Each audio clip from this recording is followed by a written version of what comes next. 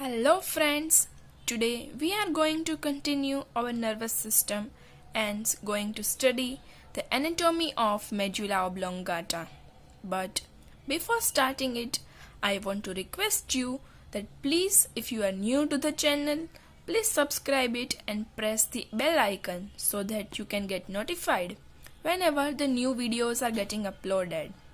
And if you find this video useful, please like it and share it with your friends. So let's get started. Medulla oblongata is the lowermost part of brainstem. We all know brainstem contains midbrain, pons and medulla from upside down.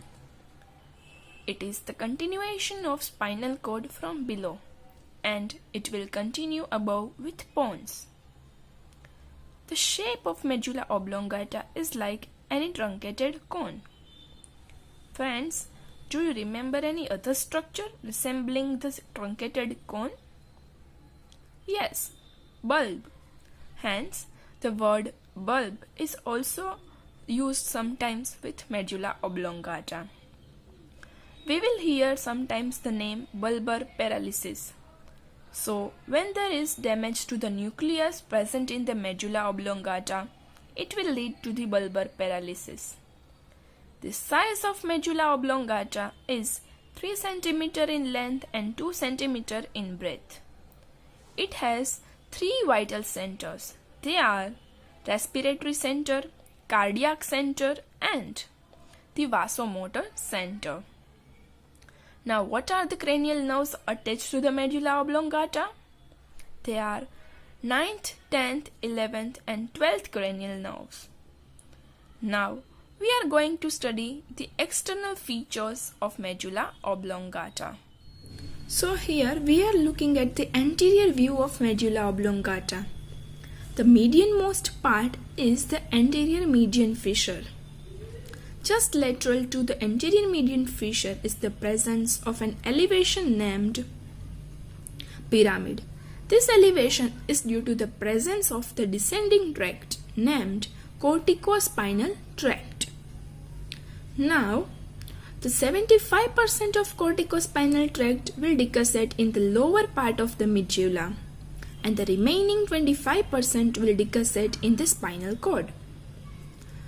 Just lateral to the pyramidal elevation will be presence of anterolateral sulcus, and the lateral to it is the presence of another elevation named olivary elevation.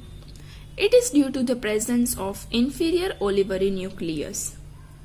Just posterolateral to the olive will be the presence of posterolateral sulcus.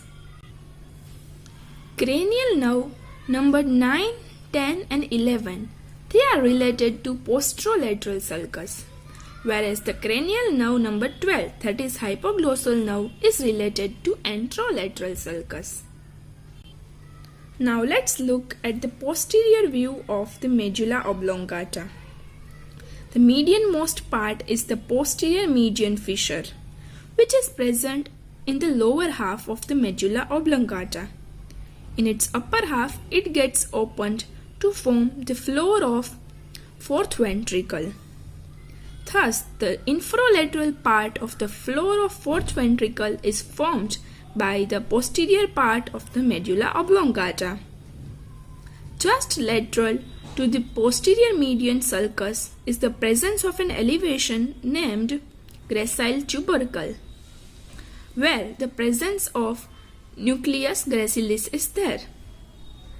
Just lateral to the gracile tubercle, there is the presence of cuneate tubercle, where there is presence of nucleus cuneatus. Lateral to cuneate tubercle is the presence of spinal nucleus of trigeminal nerve, which give elevation named tuber cinereum. Further, we can see these horizontal fibers which are known as stria medullaris. Below this, there is a triangle. This triangle is known as hypoglossal triangle because it contains hypoglossal nucleus. Below the hypoglossal triangle lies vagal triangle.